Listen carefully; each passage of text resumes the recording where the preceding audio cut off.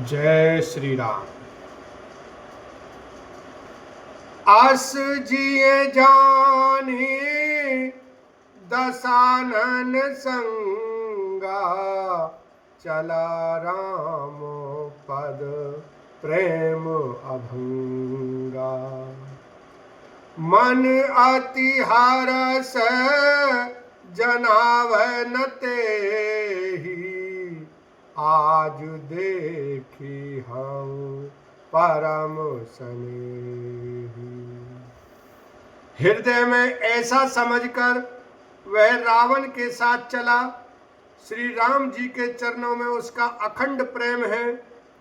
उसके मन में इस बात का अत्यंत हर्ष है कि आज मैं अपने परम स्नेही श्री राम जी को देखूंगा, किंतु उसने यह हर्ष रावण को नहीं जनाया। निज परम प्रीतम देखि लोचन, सुफल करि सुख पाई हो। श्री सहित अनुज समेत, कृपा निकेत पद मन लाई हो। निर्वाण दायक क्रोध जाकर, भगति अवसहि बस करी। निज पानी सर संधानी, सो मोहि बदी सुख सागर हरि। वह मन ही मन सोचने लगा, अपने परम प्रियतम को देखकर नेत्रों को सफल करके सुख पाऊंगा। जानकी जी सहित और छोटे भाई लक्ष्मण जी समेत कृपा निधान श्री राम जी के चरणों में मन लगाऊंगा, जिनका क्रोध भी मोक्ष देने वाला है और जिनकी भक्ति उन अवश्य किसी के वश में न होने वाले स्वतंत्र भगवान को भी वश में करने वाली है। आहा, वे ही आनंद के समुद्र श्री हरि अपने हाथों से बाण संधान कर मेरा वध करेंगे। मम पाछे धर धावत, धरे सरासन बाण। फिर प्रभु ही बिलो की हूँ, धन्य मौसम आन लखन सिया राम। जय जय राम। धनुष बाण धारण किए मेरे पीछे पीछे पृथ्वी पर पकड़ने के लिए दौड़ते हुए प्रभु को मैं फिर कर देखूंगा।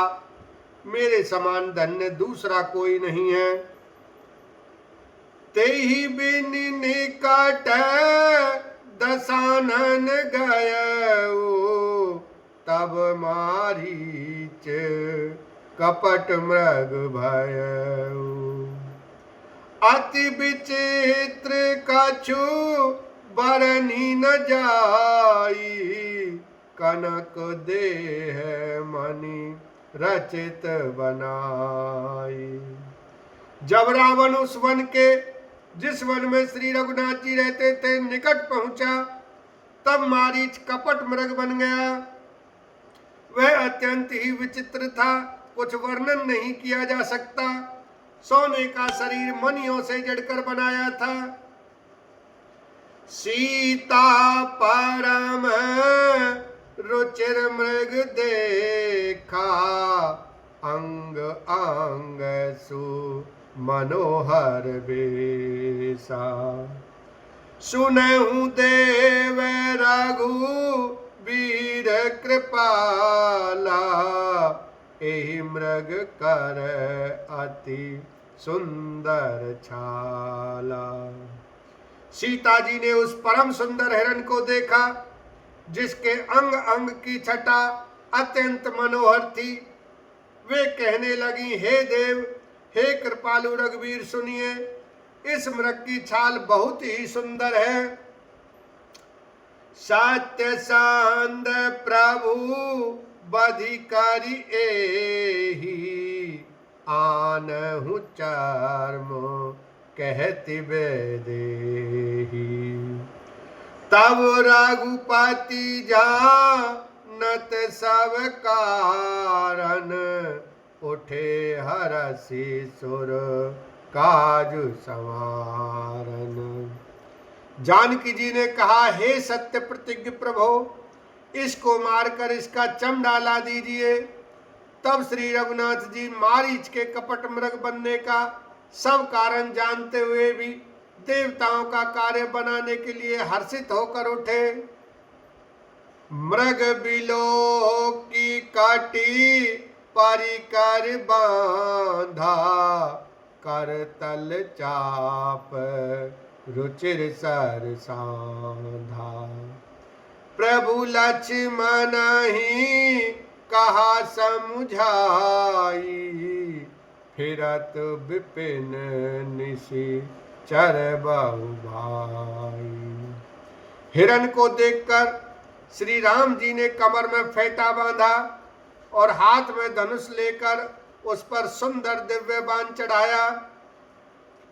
फिर प्रभु ने लक्ष्मण जी को समझाकर कहा, हे भाई, वन में बहुत से राक्षस फिरते हैं, सीता केरी करेहु रखवारी, बुद्धि विवेक बल समय विचारी। प्रभु ही बिलो की चला मृग भाजी, धाये रामो सरासन साजी। तुम बुद्धि और विवेक के द्वारा बल और समय का विचार करके सीता की रखवाली करना। प्रभु को देखकर मृग भाग चला। श्री रामचंद्र जी भी धनुष चढ़ाकर उसके पीछे दौड़े।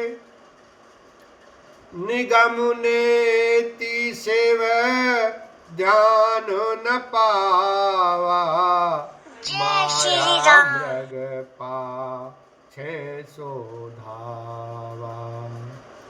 कबहु निकट पुनि दूरी पराई, कबहु के प्रगटई कबहु छपाई।